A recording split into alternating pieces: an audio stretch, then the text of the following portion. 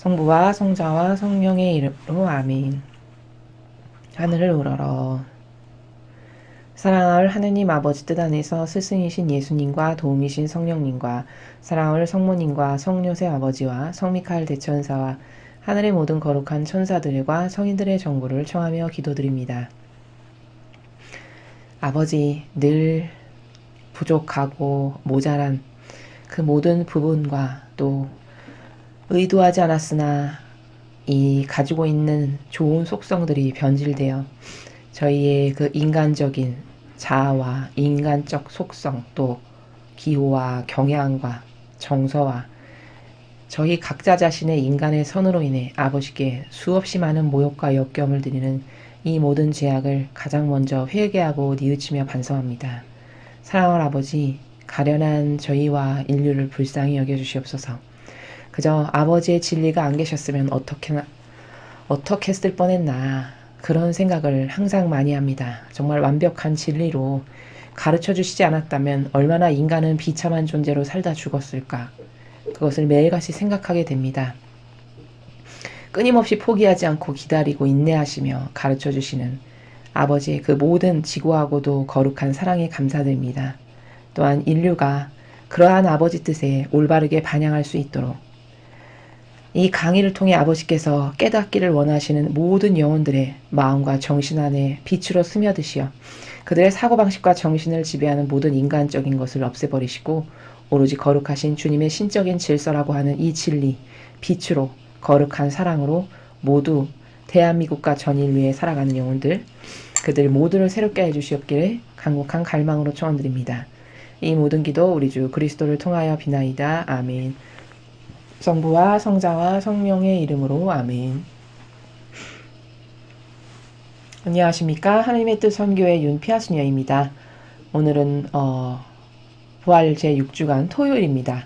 오늘 아버지께서 복음과 독서를 통해서 가르쳐 주시는 것 갈망으로 예수님과 어머니의 정신세계 안에서 아버지께서 가르쳐 주시고 깨닫게 하여 주시고 참된 진실을 발견할 수 있는 영안을 열어주십사 간절히 기도드리면서 오늘 주신 말씀 함께 보시도록 하겠습니다. 2020년 5월 23일 부활절 6주간 토요일입니다. 제1독서 사도행전 18장 23절에서 28절까지 말씀입니다. 바오로는 안티오키아에서 얼마 동안 지낸 뒤 다시 길을 떠나 갈라티아 지방과 프리기아를 차례로 거쳐가면서 모든 제자들의 힘을 북돋아 주었다.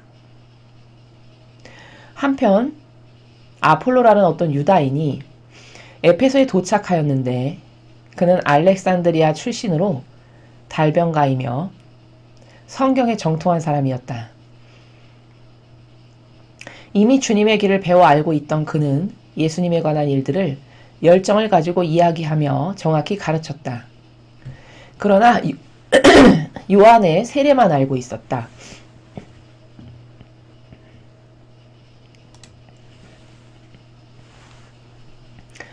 그가 회당에서 담대히 설교하기 시작하였는데 프리스킬라와 아킬라가 그의 말을 듣고 데리고 가서 그에게 하나님의 길을 더 정확히 설명해 주었다. 그 뒤에 아폴로가 아카이아로 건너가고 싶어 하자 형제들이 그를 격려하며 그곳의 제자들에게 그를 영접해달라는 편지를 써보냈다. 아폴로는 그곳에 이르러 하느님의 은총으로 이미 신자가 된 이들에게 큰 도움을 주었다.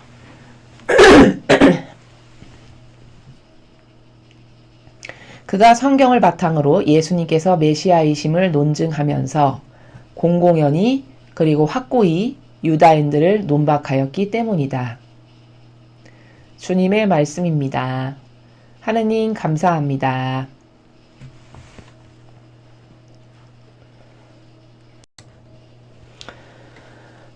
예. 오늘 일독서 지금 사도행전 18장 23절에서 28절까지의 말씀을 여러분 저와 함께 보셨습니다. 오늘 사도행전에서 봐야 될 관점은 그 하느님의 역사, 성령의 역사, 즉 본질의 나라 혹은 하나님의 뜻. 이것은 시대가 발전하면서 시대의 발전에 따라서 이 바로 영적인 것도 끊임없이 발전적이고 거듭거듭 새로워진다라는 겁니다.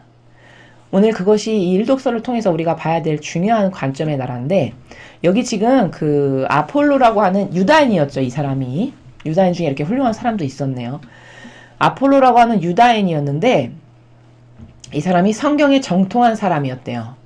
그래서 이미 주님의 길을 배워서 알고 있었던 그는 예수님에 관한 일들을 열정을 가지고 이야기하며 정확히 가르쳤다라고 전해주고 있죠.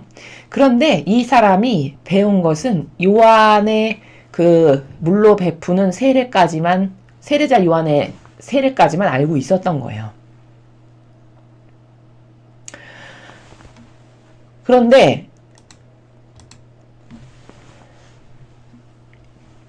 이제 그가 거기까지만 알고 있는 것을 보고 이 영혼을 더 하느님의 뜻으로, 영으로, 진리로 더 충만케 하고 더 훌륭하게 이끌어주기 위해서 프리스킬라와 아킬라라고 하는 이 사람은 부부죠? 이 두 사람은. 그 프리스키와 아킬라라고 하는 그 부부가 따로 데리고 가서 더 지금보다 발전적인, 예를 들면 성령 세례라든가 이렇게 더 예수님의 정신과 가르침과 모범, 이 시대에 그렇게 지금 우리가 알고 있는 것까지 디테일하게는 몰랐겠지만 아무튼 예수님에 관해서 하느님의 길을 따라가는 것이 이 사람이 세례자 요한의 세례까지만 알고 있는 사람에게 더 디테일하고 섬세한 나라에서 더 정확히 많은 것을 그 사람이 깨달을 수 있도록 설명을 해준 거죠. 그리고 나서 이제 아폴로가 그것을 다 배우고 나서 아카이아로 건너가고 싶어 했어요. 거기 가서 하느님의 일을 하려고 한 거죠. 그랬더니 이 사람들이, 이 아폴로가 그곳에 가서 하느님의 일을 잘할 수 있게끔, 그곳 사람들이 아폴로를 잘 받아들여 줄 수 있게끔 편지도 써주고, 그쵸? 직접 편지도 써주고 격려하고, 이렇게 해서 아폴로라는 사람이 아카이아로 가가지고 하느님의 은총으로 이미 신자가 된 자기 같은 사람들에게 더 자기가 배운 것을 설명해주고 가르쳐줘서 더 발전적 신앙생활을 할 수 있게끔, 더 효용과 가치가 뛰어난 신앙생활을 할 수 있게끔 도움을 주었다라고 이렇게 이야기합니다. 그리고서는 이 사람이 더 배우고 나서는 또 무슨 일을 했어요? 유다인들을 논박하는 일을 그곳에 가서도 계속 하는 거예요. 예수님께서 메시아시다. 성경에 보니까 이런 증거 때문에 예수님이 메시아신 게 확실하더라. 우리는 세례자 요한의 세례까지밖에는 몰랐지만 예수님께서 메시아이심을 이런 증거로 백데이터가 다 입증해주고 있다. 라고 하면서 유다인들의 잘못된 것을 논박하면서 확실하게 전하는, 이제 이런 일을 하는 하느님의 훌륭한 일꾼이 된 거죠.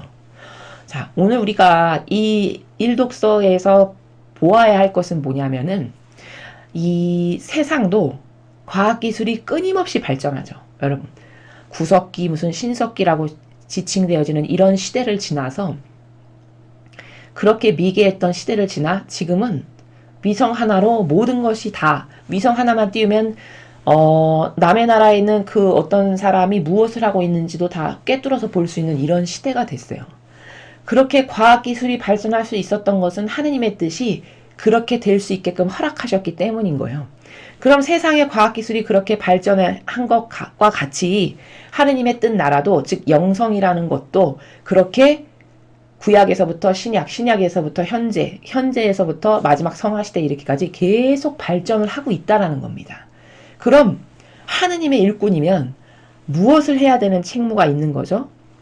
이 자신에게 다가온 양들에게, 신자들에게 이 발전적인 하느님의 나라에 대해서 끊임없이 가르쳐 줌으로써 그가 더 성장하고 발전적이 되고 더 거듭거듭 성숙해져 가지고 마침내 성화시대에는 하느님의 뜻을 행하는 사람이 보편적 지식이 그게 될 수 있게끔, 하느님의 뜻을 행하는 그런 매개체요 도구적 삶을 모든 사람이 그게 무슨 말인지를 알고 그 세계를 사실적으로 구현하고 살아가는 것이 평균 수준이 되게끔 이렇게 지속 발전할 수 있게끔 가르쳐 줘야 되는 게 하느님 일꾼이 마땅히 해야 되는 그런 일들이라는 거예요.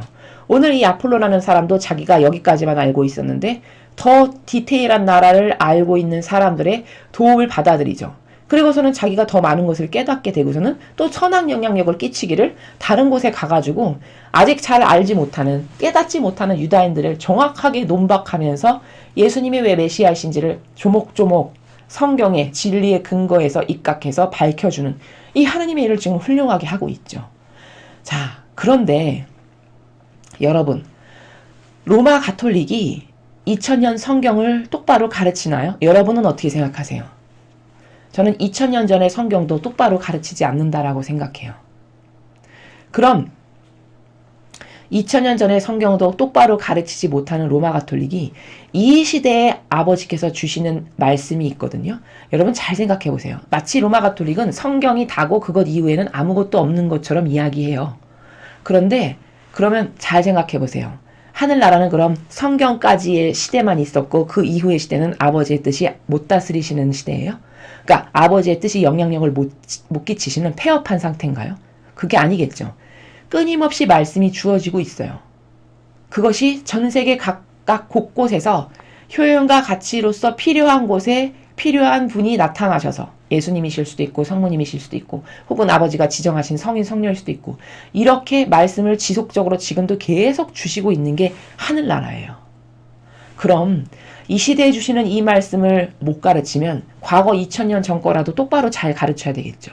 그렇게 해서 신자들이 정신이 더 성숙해지고 더 신적인 것으로 고무적이 되고 인간적인 자기 것은 자꾸 버리고 그래서 예수님과 성모님처럼 나도 돼야지, 되고 싶어, 도전하고 싶다 이런 열정이 끌어오르게 해서 오늘 이런 아폴로 같은 사람들을 많이 배출하고 양산하는 게 그렇죠?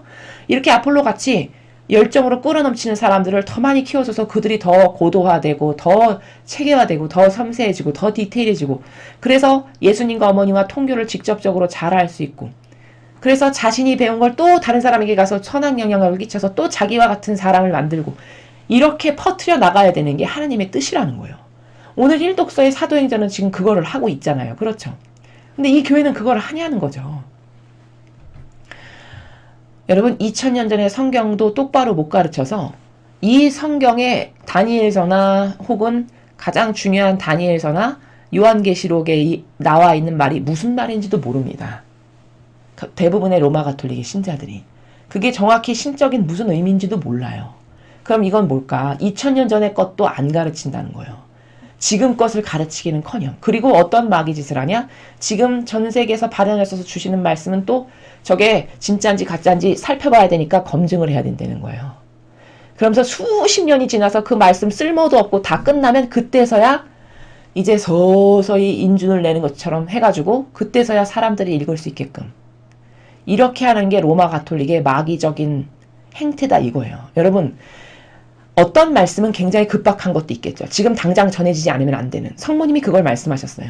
2차 세계대전 때 내가 세상에 이런 말씀을 전했는데 내 말을 바로 즉시 내 자녀들에게 전해가지고 그 말을 들은 자녀들이 올바르게 반영하고 깨달아서 내 말대로 했으면 죽지 않았을 수많은 생명이 건져졌을 텐데 그때 이 로마 가톨릭이 이 말씀을 똑바로 신자들에게 전하지 않아가지고 많은 인명피해가 있었다라고 이렇게 이야기하세요. 그럼 이건 뭘까?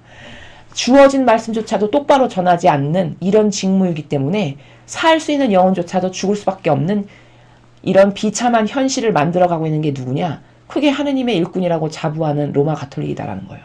오늘 여기 일독서에 나온 이 아폴로라고 하는 사람을 이렇게 키우고 양육하고 육성해서 이 사람이 또 다른 동네에 가서 또 긍정적 영향을 미치고 또 거기서 이 사람처럼 훌륭한 사람이 나와가지고 또 하느님을 열심히 따르고자 하는 열정이 끌어오는 사람들이 또 양육하고 이렇게 해서 세상에 퍼져나간다라고 생각해보세요. 금방 하느님의 뜻의 나라가 오겠죠? 이게 아버지께서 원하시는 거거든요. 그런데 이걸 안 해요. 오히려 가로막습니다.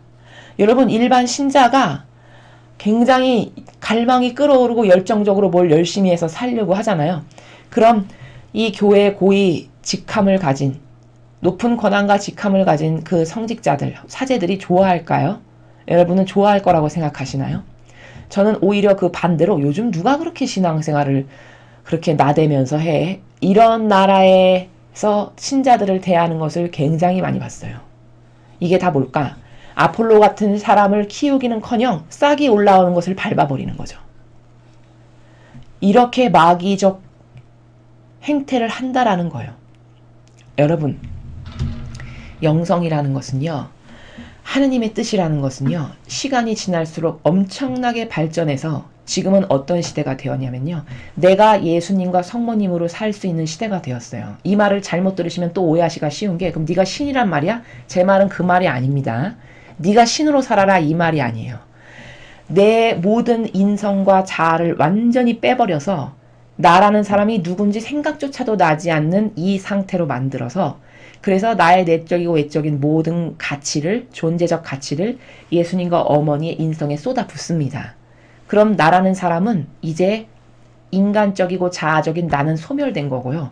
온전히 예수님과 어머니에게 용해된 나만 있는 거예요. 그럼 그때는 어떻게 되는 거냐면, 이 겉에 육은, 이렇게 눈에 보이는 육은 존재할지 모르지만 이 영혼 있죠. 내재적으로 존재하는 이 영혼은 이제 예수님과 어머니께서 내 안에서 완전히 사시는 거예요. 나라는 존재는 없어지고. 그럼 그게 뭐냐? 그게 그때서야 비로소 완벽한 아버지가 마음껏 쓰실 수 있는 도구요 매개체가 되는 이 정도로 발전한 시대가 현재 우리가 살아가고 있는 영성의 시대의 나라예요. 여러분, 그러면 이런 거를 성당에서 들어보셨어요? 저는 한 번도 들어본 적이 없습니다. 이런 영성에 대해서. 내가 이제 완전히 제2의 예수님과 성모님으로 살 수 있는 이런 시대라는 것을 들어본 적이 없다고요. 그럼 이런 것을 전하고 알려야 도전도 하고 싶고, 그쵸? 갈망도 끌어오르고, 아, 그런 세계가 있었어? 엄청나구나. 아, 나 저거 한번 도전해봐야지. 어떤 이런 동기부여가 될 거 아니에요. 이런 것을 하나도 하지 않는 것은 직무를 유기하는 거예요. 게다가 열심히 하려고 하는 사람까지도 가로막죠. 신앙생활 그렇게 하는 거 아니야. 이런 말 해가면서. 그렇죠. 이게 어떻게 마귀 도구가 아니라고 말할 수 있습니까?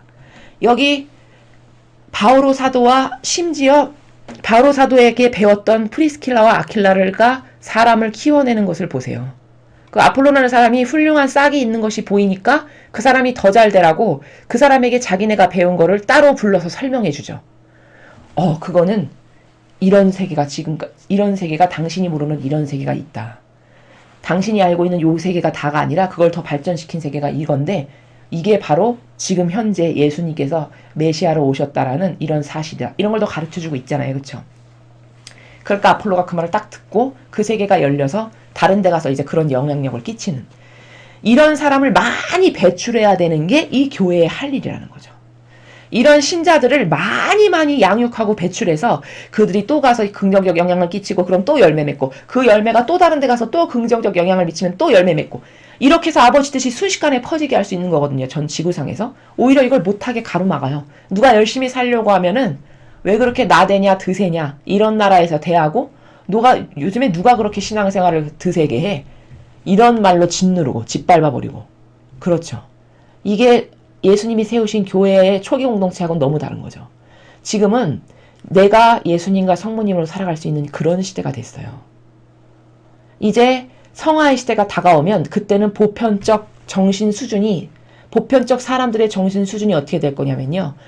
누구나 다 예수님과 성모님의 정신과 가르침과 뭔가 카리스마로 사는 게 뭔지는 다 알고 그것에 도전하는 것이 보편적인 사람들의 사고방식의 수준이 되는 이런 나라가 성화의 시대예요. 그런 나라는 반드시 올 겁니다. 이렇게 신적인 것이 이렇게 거침없이 발전하고 있고, 지금은 감히 과거 할례만 받으면 구원된다? 그건 과도기적인 과거의 하나에 넘어가야 될 과정들이었어요. 지금은 내가 신으로 살 수 있는 그런 영적인 발전의 고도적인 경지까지 온 세상이라는 거예요. 그 내가 신으로 산다는 것은 완전히 나를 죽여서 이제 나라는 존재는 없는, 예수님과 어머니가 완전히 나를 다스리고 지배하시는, 그래서 나는 순전히 아버지가 활용하실 수 있는 매개체와 도구에 충직한 매개체와 도구가 되어드리는 바로 이런 나라를 구현할 수 있는 게 지금 시대라는 거예요. 이런 고도화를 가르치지 않아서 신자들이 모르고, 게다가 자아와 인성을 죽이는 게 뭐야? 그럼 왜 죽여야 되지? 그 무슨 말이야? 기본적인 단어조차도 이해가 안 되게끔 만든 건 누구의 잘못인가요? 그게 신자들의 잘못일까요? 그건 그렇게 가르친, 그런 영향력과 파급력을 끼친 리더들의 잘못이에요. 분명히. 그렇게 해서 마귀는 이 교회에서 하고자 하는 게 뭘까, 마귀가? 너는 더 배우지 못하고 더 그런 세계를 알지 못하고 그냥 이 프레임에 갇혀서 죽어라. 이게 마귀의 의도죠. 뭘 더 발전적으로 해서 도전하거나 더 나아지는 것을 마귀가 절대 원치 않겠죠. 그래서 그 로마 가톨릭에 다니는 신자들을 그 고즈넉하고 편안하고 안락하네 하는 정서로 묶어 가두는 거예요. 그래서 거기서 그냥 만족과 안락을 느끼다가 죽게끔. 그래서 이런 나라는 알지도 들어본 적도 없고 도전할 생각조차도 못 해보는 상태에서 그냥 영적으로 그렇게 살다가 그냥 한평생의 인생을 마감하는 이런 나라. 이런 나라로 이끌고 있는 게 이 로마 가톨릭의 현실이잖아요. 그래서 영적인 것은 끊임없이 발전 과정 가운데 있다. 그래서 지금은 과거의 구약시대는 할례 받으면 천당 갈 수 있는 구원받을 수 있었지만 지금은 그렇게 영적으로도 많이 발전한 시대이기 때문에 당연히 조건이 더 높아졌겠죠. 그래서 지금 시대는 아버지 뜻 행하지 않으면 결코 천상의 나라에 못 가는 이런 시대가 됐어요. 그럼 이런 것도 다 전해야 되잖아요. 아버지 뜻을 행하는 게 그럼 도대체 뭔가? 이런 것도 알려야 되고 그렇죠. 그럼 내가 아버지 뜻을 행한다는 건 뭐야? 아, 내가 예수님과 어머니하고 완전히 하나 돼서 예수님과 어머니께서 2000년 전에 하셨을 법한 일을 내가 한다는 거구나. 이 21세기에 살아가는 내가. 그래서 아버지가 좋아하시는 그리고 이웃을 사랑하는 이 두 가지만 한다는 거구나. 이렇게 가르쳐줘야 신자들이 아 그렇구나. 그럼 나도 아버지 뜻을 이루는 것을 좀 해봐야지. 나도 그런 영성과 정신으로 한번 살아봐야지. 이렇게 해서 더 발전하고 더 발전하고 더 발전하고 이래서 자신도 달라지고 이웃도 달라지게 하고 가족에게도 좋은 영향력을 끼치는 이렇게 해야 될 것 아니에요. 그렇죠. 어떤 고위 성직자도 이런 것을 전해서 한 영혼을 더 아버지께 가까이 다가가게끔 하는 그런 것을 본 적이 거의 없어요. 오히려 있던 싹도 다 잘라버리지. 그렇죠. 그래서 이게 이런 초기 공동체의 아버지의 뜻이 원하시던 이런 다스림, 이런 사명을 받은 자가 즉 제자가 해야 될 일이 바로 이런 것들인데 이렇게 사람을 양육시켜서 더 발전적인 그 나라로 이끌어줘야 되는데 이것을 안 한다는 거. 그럼 이거랑 얼마나 다르냐. 아버지가 세우신 초기 공동체에 이런 사람을 양육하고 육성하고 이끌어주고 더 가까이 아버지께 다가가게 하는 이런 나라하고는 완전 다른 거잖아요. 이런 다른 것을 볼 수 있냐는 거죠. 그래서 아버지의 뜻은 하늘나라는 폐업한 게 아니다. 성경에서 끝난 게 아니다. 지금도 말씀이 끊임없이 주어지고 있어요. 성경 끝나서 폐업 끝, 하늘나라가 문 닫은 게 아니라는 거예요. 그 이후에도 아버지는 계속적으로 예수님을 통해서 성모님을 통해서 혹은 성인을 통해서 요즘엔 심지어 직접 말씀하시는 이런 시대라는 거죠. 그럼 이 시대에 맞는 그 말씀을 듣고 경청하고 아 뭐가 잘못됐구나 어떻게 달라져야겠구나 이런 것을 알아야 되잖아요. 우리 신자들은. 근데 그런 건 또 어떻게 이 로마 가톨릭이 반응하죠? 아 가만히 있어봐. 2단인지 3단인지 검사를 좀 해봐야지. 30년 40년 50년 흘러요. 50년 흐른 뒤에 50년 뒤에 보니까 괜찮은 것 같아. 합격. 그럼 지금 마지막 시대를 두고 말씀하신 이 말씀은 지금 당장 들어야 되는 건데 50년 뒤에 들으면 무슨 소용이에요. 그렇죠 여러분. 지금 들어야 효용과 가치가 있는 거잖아요. 지금 어떻게 해라 이렇게 굳건해라 이렇게 강해져라 이런 우한 폐렴에 어떻게 대비해라 지금 당장 들어야 될 거 아니에요. 근데 기다려야 된다는 거야. 분별해야 되는지 가짜인지 진짜인지를. 여러분 가짜인지 진짜인지 분별을 하려면은 분별의 기준이 있어야 되죠.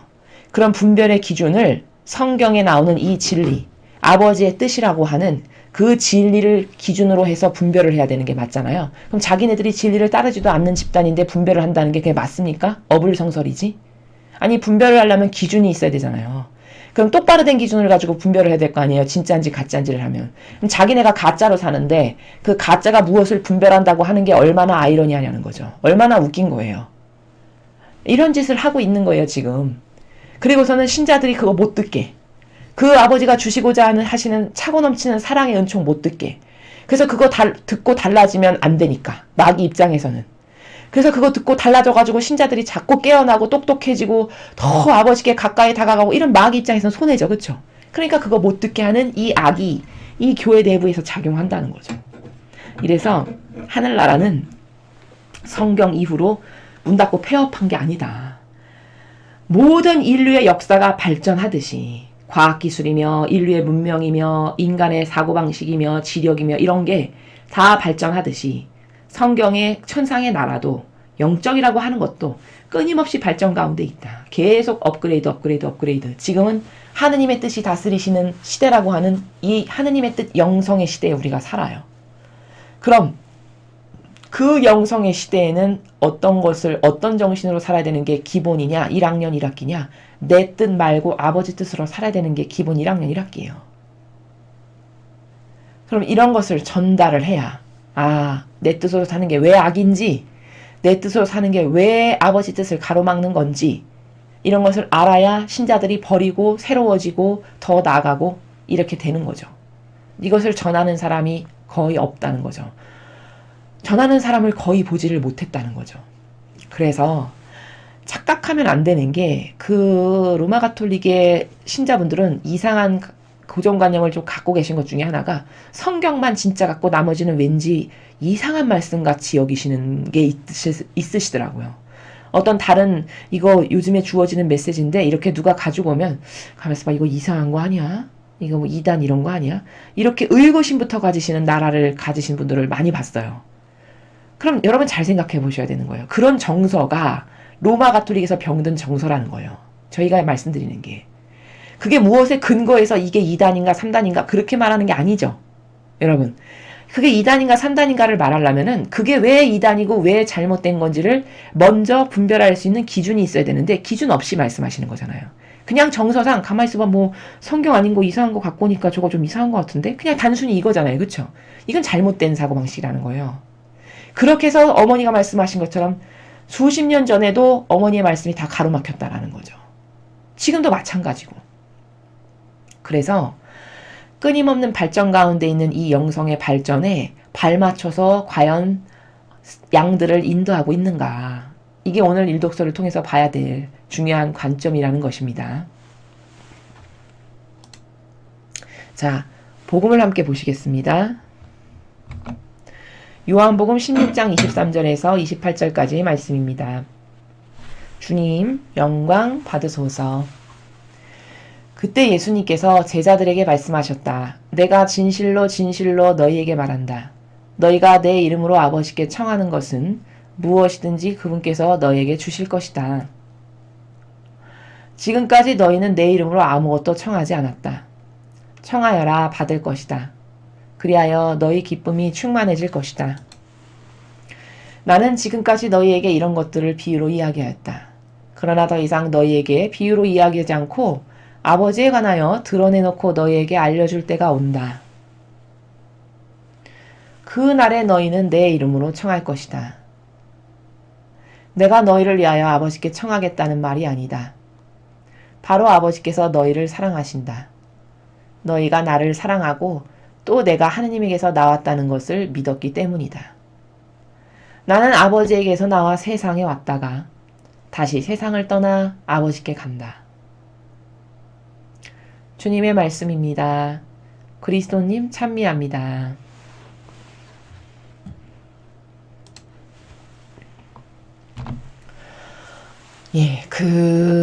오늘 요한복음에서 핵심적으로 우리가 봐야 되는 것은 받는 방법을 예수님이 지금 가르쳐주고 계세요. 제자들에게. 이제 청해서 받는 방법에 대해서 굉장히 구체적으로 말씀을 하고 계시거든요. 왜 그러냐면 지금의 상황이 이제 예수님께서 사명을 완수하시고 돌아가실 거잖아요. 십자가에 못 박혀서 돌아가실 거잖아요. 이제 이 떠나게 될 제자들에게 지금까지는 예수님이 대신 가르쳐주고 전달하고 돌보시고 양육하시고 이렇게 하셨지만 이제 예수님이 안 계시면은 이 제자들이 직접 아버지의 일을 수행해야 되죠. 그럼 직접 수행할 때 예수님도 안 계시니까 어떤 방법으로 청해야 되는지를 몸소 자기네들이 할 수 있어야 되잖아요. 사명을 수행하는 가운데서. 그렇죠? 그럼 어떻게 하면은 하느님께서 너희가 청하는 것을 들어주실 수 있는지 그 방법이 뭔지에 대해서 더 사실적인 나라에서 지금 전하고 계신 거거든요. 자, 진실로 진실로 너에게 말한다. 얘들아 정말 중요한 거야. 앞으로 사명을 행하는 데 있어서 너희가 청해서 받는 방법을 이제 사실적으로 해봐야 될 거거든. 너희가 내 이름으로 아버지께 청하는 것은 무엇이든지 그분께서 너에게 주실 것이다. 자, 여기서 중요한 단어. 내 이름으로 청하는 거예요. 예수님의 이름으로 청하는 게 도대체 뭔가. 그 나라를 알아야 되겠죠. 예수님의 이름으로 청하는 것. 곧 아버지 뜻 안에서 청하는 것이에요. 그 말인 즉슨. 그럼 아버지 뜻 안에서 청하는 것? 그게 도대체 뭐지? 예수님은 아버지 뜻 안에서 뭘 청하셨죠? 항상 아버지의 뜻만이 이루어지기를 첫째. 두 번째, 온 인류의 구원을 위한, 즉 인류를 위한 청하는 것. 요 두 가지만 청하셨어요. 자기를 위해서 청한 건 없으셨죠. 그럼 아버지 뜻 안에서 청한다는 거는 도대체 뭐냐? 즉 내 이름으로 아버지께 청하는 것은 뭐냐? 네가 아버지 사명을 이루기 위해서 아버지의 영광을 드러내기 위해서 청하는 그 목적성. 또 너에게 보내주고 맡겨준 양들, 인류를 위해서 그들을 위해서 네가 어떤 청할 게 있어서 청하는 바로 요 두 개. 요렇게 청하는 것은 뭐든지 아버지께서 다 너한테 주실 거다. 근데 네가 사욕과 욕망으로 네가 좋아지길 위해서 청해. 그런 건 안 이루어진다는 거예요. 즉 내 이름으로 아버지께 청하는 것은 무엇이든지라고 하셨어요. 무엇이든지. 그 목적성이 사명을 이루는 자가 청하는 그 목적성이 그 사명에 걸맞게끔 예수님이 하셨던 것과 똑같이 너희도 아버지 뜻을 이루기 위해서 온전히 양들을 위해서 이 두 개의 목적으로 아버지께 청하는 걸 곧 내 이름으로 청한다는 거고 이꼬르 뭐냐? 아버지 뜻 안에서 청한다는 게 바로 이런 나라예요. 그럼 너희한테 다 주신다는 거예요. 지금까지 너희는 내 이름으로 아무것도 청하지 않았다. 청하여라 받을 것이다. 그리하여 너희 기쁨이 충만해질 것이다. 즉 내 이름으로 아무것도 청하지 않았대요. 지금까지는 예수님 따라다니면서 교육받고 훈련하면서 예수님께서 하신 것을 보고 학습하고 따라다니면서 아 이런 거구나 이런 거구나 이런 걸 했지 사실적으로 자기네들이 직접 아버지 뜻 안에서 예수님처럼 예수님이 하신 것처럼 그렇게 뭘 청하고 그런 거는 아직까지 제자들이 안 해봤다라는 거예요. 예수님 말씀이. 그러니까 내 이름으로 아무것도 청하지 않았다 너가 지금까지는. 왜? 내가 있으니까. 내가 있었잖니. 내가 도와주고 내가 이렇게 하는 거라고 시범을 보였고 내가 이런 거다 가르쳐주고 안내자가 있었던 거죠. 예수님이 스승이 있었다는 거죠. 그러니까 너희가 직접적으로 내 이름으로 즉 아버지 뜻 안에서 뭘 청하는 건 한 번도 안 해봤어. 근데 있지 앞으로는 청하거라. 아버지 뜻 안에서. 너를 위해서 청하지 말고 네가 사명을 입은 자라면 너를 위해서 청하는 건 들어지지도 않아. 너를 위해서 청하는 것이 아니라 오로지 아버지 뜻 안에서 즉 아버지를 위한 것과 이웃을 위한 것을 청해. 그럼 받을 거다. 그래서 너가 그걸 한번 받아보지 않니? 지금까지 한 번도 청해보지 않았어. 그러니까 경험이 없는 거예요. 제자들이. 근데 이제 예수님이 안 계시면 할 수밖에 없죠. 해야 되잖아요. 사명을 행하는 당사자가 되잖아요. 그럼 내 이름으로 즉 아버지 뜻 안에서 아버지 뜻을 이루어드리기 위해서 뭘 청했어. 근데 네가 받아봤어. 그럼 너의 기쁨이 충만해질 거야. 아 아버지 뜻이 이루어진다는 거 이런 거구나. 청해서 받는다는 건 이런 거구나. 경험이 생기죠. 거기서부터 네가 마음의 기쁨이 충만해질 거다라고 이야기하시는 거죠. 나는 지금까지 너에게 이런 것들을 다 비유로 이야기했다. 지금까지는 비유의 나라에서 이야기했었던 수준이에요. 제자들이. 비유를 들어서 말씀하실 수밖에 없었던 그 나라에서 제자들이 살았어요. 그런 한계적인 그런 나라에서. 근데 그러나 더 이상 너에게 비유로 이야기하지 않고 아버지에 관하여 드러내놓고 너에게 알려줄 때가 온다. 근데 있지 이제 직접적으로 말할 수 있는 때가 이르는데 바로 지금이 그때예요. 벌써 오늘 비유보다 직접적으로 말씀하시는 나라가 굉장히 많죠. 이게 뭘까? 이제 이 제자들이 사명을 행하는 당사자가 되면서 과거에는 비유로 이렇게 하나하나 넌지시 전하셨다면 이젠 직접적으로 이야기하는 그런 나라가 벌써 왔어요. 오늘 이야기하시는 나라가 벌써 그래요. 그렇게 알려줄 때가 온다는 거예요. 그 때가 되면 너희는 내 이름으로 청할 것이다. 그날에 너희는 내 이름으로 청할 거다. 내가 너희를 위하여 아버지께 청하겠다는 말이 아니다. 그러니까 내가 중간에 다리 역할을 해가지고 너를 위해서 아버지 얘가 이거 필요한데 이걸 좀 주세요. 아버지 얘가 이거 필요한데 이걸 좀 주세요. 이렇게 가교적 역할을 이제는 안 하신다는 거예요. 이제는 성령 하느님도 보내실 거고 너가 사명을 수행하는 나를 대신해서 사명을 수행하는 주인으로서 그쵸? 주인공으로서 당사자로서 네가 내가 했던 것을 똑같이 해야 돼. 이 지상에서. 이제 내가 없으니까. 그럼 너희를 위해서 중간적 다리 역할을 하는 건 이제 더 이상 없어.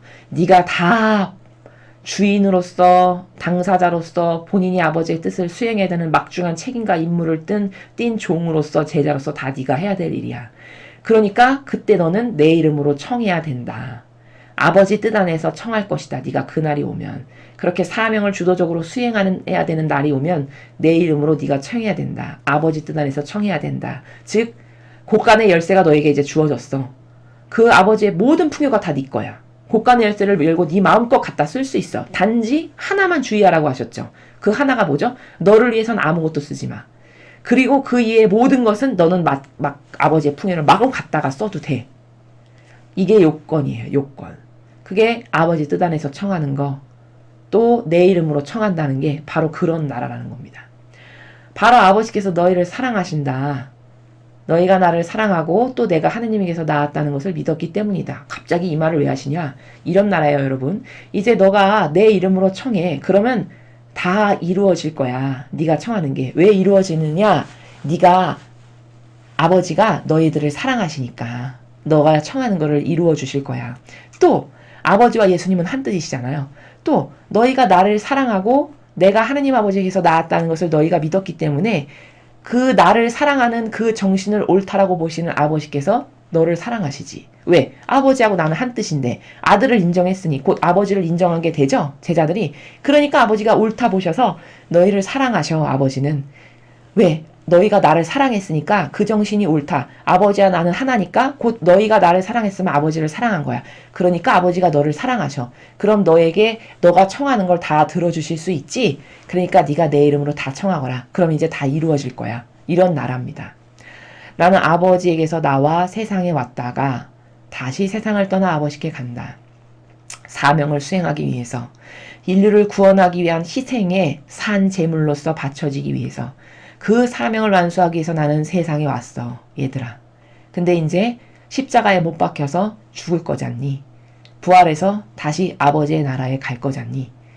그 일이 있을 것임을 미리 말씀하시는 거예요. 자, 그래서 오늘 복음의 핵심은 뭐냐면 청에서 받는 방법을 제자들에게 가르쳐 주시는 겁니다. 아버지께서. 지금껏 예수님이 다 청에서 받으셨잖아요. 사명을 행하시는 주도자로서, 주인으로서, 제자로서, 아들로서, 종으로서 예수님이 다 몸소 맨 앞에 앞장서서 나가셔서 청해서 받기도 하고 청해서 받은 거 나눠주기도 하고 다 이렇게 예수님이 하셨단 말이에요. 제자들은 따라다니면서 열심히 보고 하나님이 진짜 살아계시는구나. 예수님이 아버지를 어떻게 하시나. 이런 것을 그냥 함께 보면서 양육이 된 거예요. 근데 한 번도 예수님이 하신 것처럼 아버지께 청해서 받는 이런 거는 안 해본 거죠. 지금까지. 근데 이제 어떻게 해야 될까? 자신들이 그것을 청해서 받아야만 되는 시간이 점점 다가오고 있잖아요. 그때를 대비해서 이제 그것이 그 시대가 바로 도래할 거니까 그때가 올 거니까 그것을 대비해서 어떻게 하느님 아버지께는 올바로 청하는 건지 특히 제자라면 이 교회도 마찬가지죠. 고위 직함과 권한을 가진 제자들이라면 어떻게 청해서 하느님으로부터 그것을 받을 수 있는 건가. 그 청하는 방법 그것에 대해서 가르쳐주고 계신 거다라는 거예요. 사명을 행하는 자가 자기를 위해서 뭘 청한다? 여러분 이것처럼 에러가 없습니다. 그러니까 기도가 안 이루어지는 거예요. 일반 신자분들도 아닌데 감히 사명을 수행하는 자가 자기를 위해서 뭘 청한다? 여기 완전 반하는 거죠. 이 정신에 완전 정반대잖아요. 여기 제자들에게 예수님이 내 이름으로 청해라, 내 이름으로 청해라 이것을 반복해서 말씀하시잖아요. 그건 뭘까? 아버지 뜻 안에서 청해라, 아버지 뜻 안에서 청해라 이 말이에요. 아버지 뜻 안에서 청한다는 게 도대체 뭐야?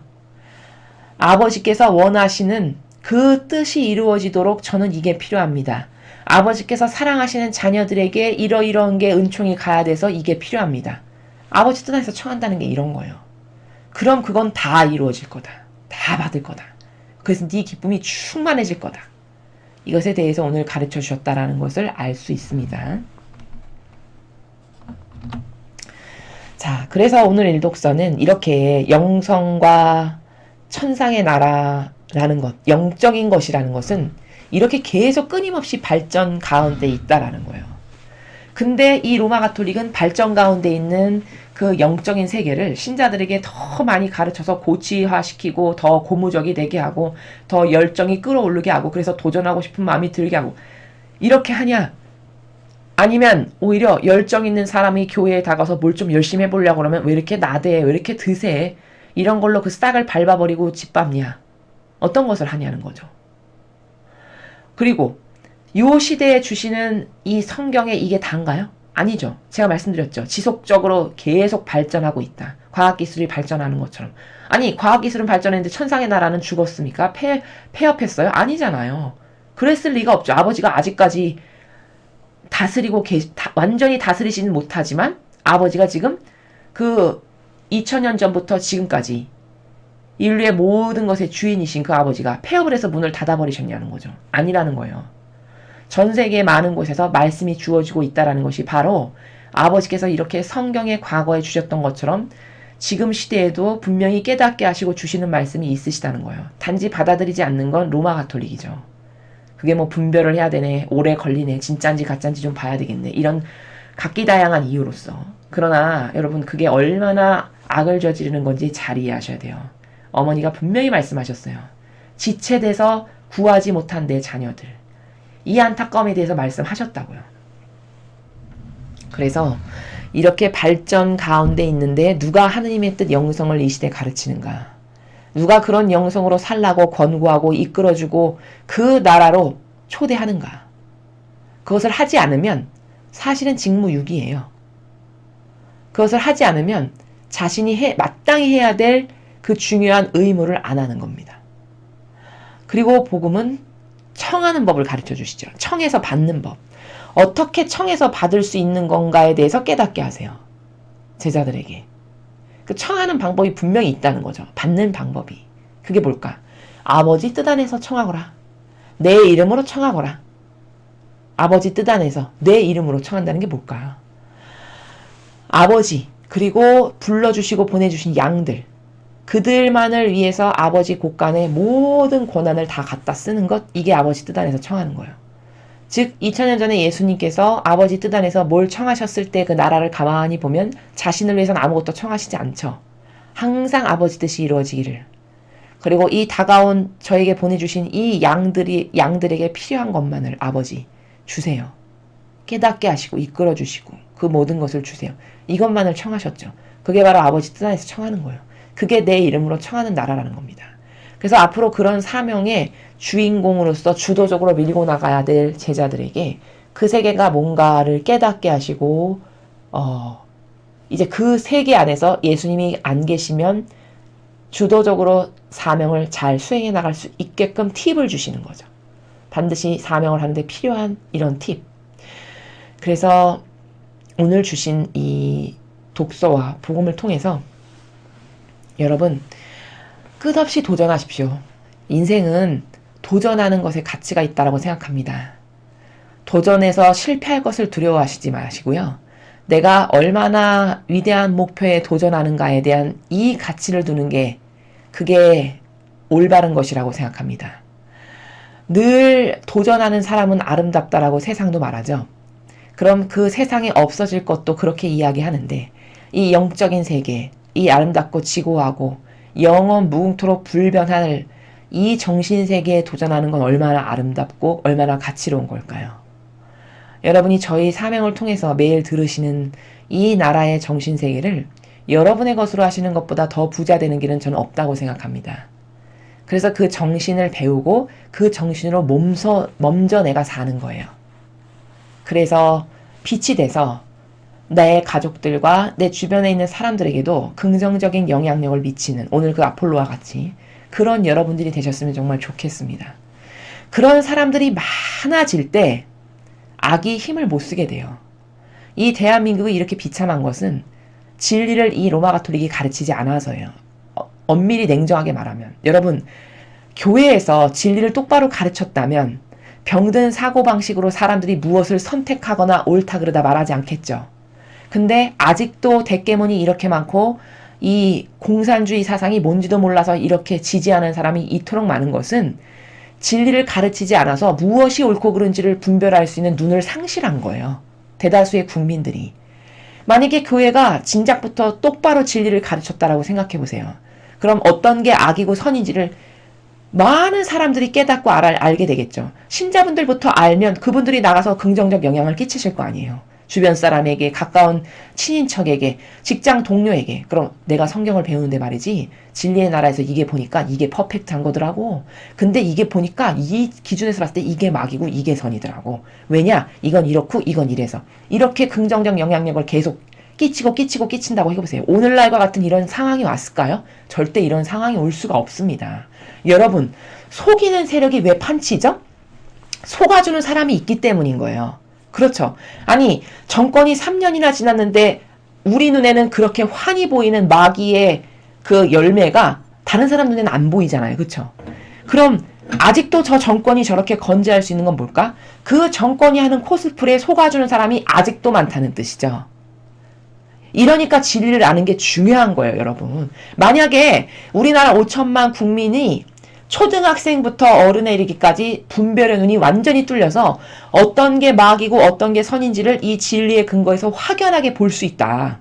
그럼 이 정권이 이렇게 오랫동안 앉아서 떵떵거리면서 온갖 비리 다 저지르면서 저렇게 나라를 망하게 하는 주도적 역할을 여러분 할 수 있다라고 생각하세요? 못합니다. 절대 못해요. 왜? 사람들 눈이 다 열려서 저게 마귀네 이걸 다 알게 되거든요. 절대로 할 수가 없는 거예요. 왜? 다 공격할 테니까. 정의로. 아니 이거 진리에 봐서 이거 마귀 아니야. 이거 마귀짓 아니야. 이거 잘못된 거잖아.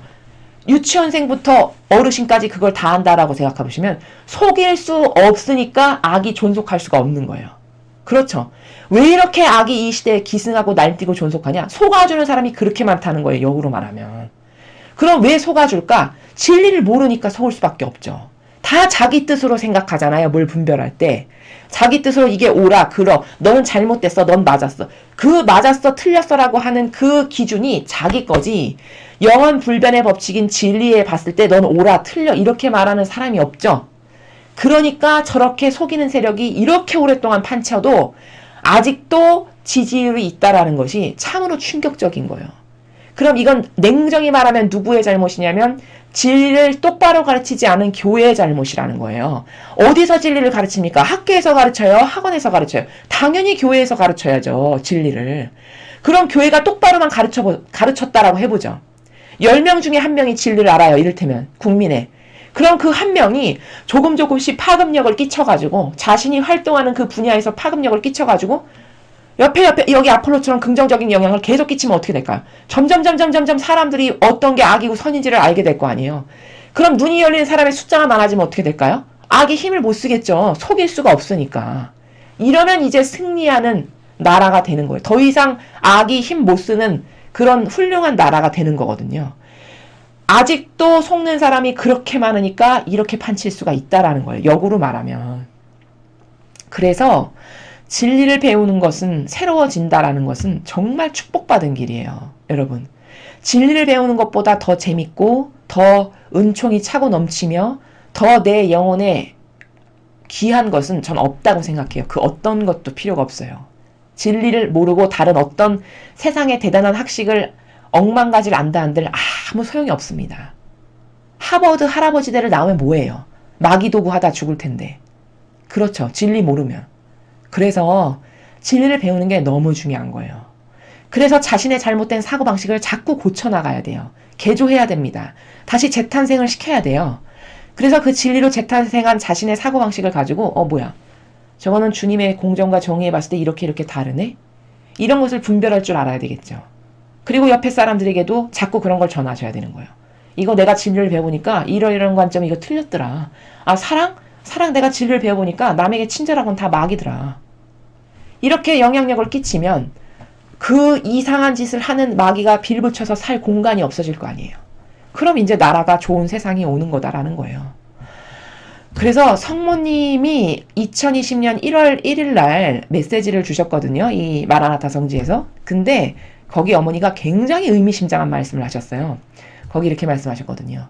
얘들아, 나의 사랑하는 자녀들아, 너희들 이렇게 세상에 공정과 정의가 없어서 고통스럽지? 근데 걱정하지 말거라. 이렇게 속일 수 있는 시간은 앞으로 10년 간다라고 말씀하셨어요. 여러분, 엄청 중요한 사실이에요.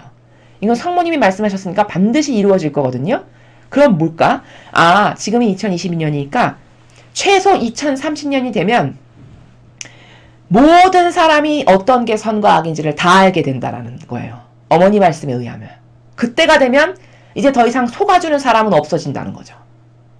왜? 이런 반복적 진리를 선포하는 이런 메시지를 통해서 사람들이 깨어날 거고 그 사람들이 긍정적 영향력을 끼칠 거고 자꾸 이 정신이 전파되어 나갈 거니까 그러다 보면 처음에는 1명 알고 2명 알고 3명 알지만 그들이 각각의 자신의 생활 영역 바운더리에서 영향력을 끼치고 파급력을 끼치면 어떻게 될까요? 3명이 4명, 4명이 5명 되고 5명이 6. 이렇게 되면 불과 얘들아 10년 있으면 이제 진리가 더 이상 속여가지고 뭐를 좌지우지하는 이런 건 없어진다라고 어머니가 말씀하셨어요. 이러니 여러분 희망을 가지세요.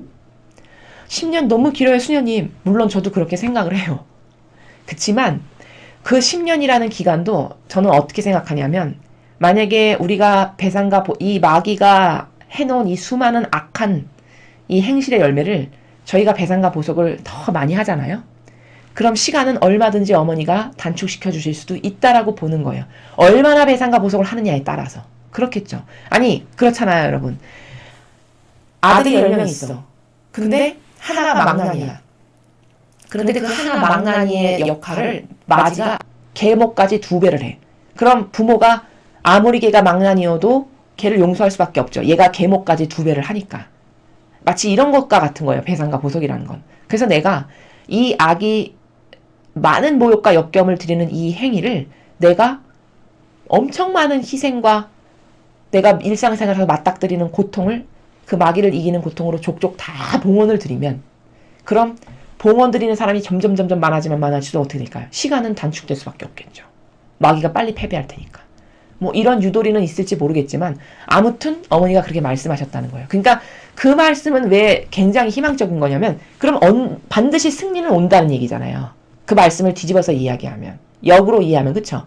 반드시 승리는 온다는 거예요. 반드시 마귀는 패배하는 세상이 온다라는 걸 어머니는 그런 표현으로 하신 거예요. 10년이다. 끼케야 10년. 그러니 여러분 용기를 내시고요. 힘을 내시고요. 나라 때문에 속상하신 많은 분들이 계신 걸 잘 압니다. 저도 그런 사람의 한 명으로서 참 좌절스러울 때가 많지만 그렇지만 이건 예정된 승리를 가는 길이고 우리가 가는 길은 단지 그것을 단축시키는 것은 우리의 노력 여하에 달린 거고요. 나 먼저라도 나부터라도 똑바로 된 사고방식으로 살아야 돼요.